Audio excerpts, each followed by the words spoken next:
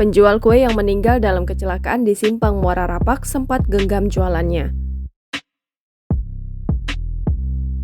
Korban kecelakaan maut, Fatmawati meninggalkan 3 orang anak bernama Resita, Muhammad Baihaqi, dan Aurel. Anak pertama Fatmawati, Resita, tak menyangka bahwa sang ibunda dan adik laki-lakinya terlibat dalam kecelakaan maut yang juga menelan nyawa sang ibu. Resita mengaku sempat kalang kabut dan tak tahu kemana tubuh sang ibu yang ternyata telah tak bernyawa atau meninggal di tempat. Pada saat kejadian kecelakaan lalu lintas maut yang melibatkan sang ibu dan sang adik, Resita mengaku sedang menyiapkan keperluan suaminya yang akan berangkat bekerja.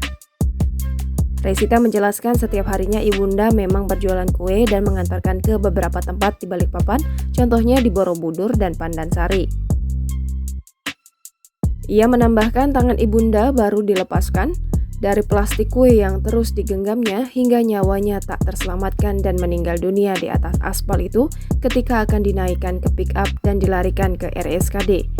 Abi seolah tahu ibunda sudah meninggal dunia dalam kecelakaan maut tersebut, ia langsung melepaskan jaketnya dan menutup kepala sang ibu dengan jaket yang dikenainya. Ia pun sempat melihat video yang beredar dan menyadari bahwa helm pun tak dapat menyelamatkan nyawa sang ibu dari kecelakaan hebat tersebut. Resita baru dapat menemui jenazah sang ibu yang telah terbaring tak berdaya dan tak bernyawa di kamar mayat RSKD.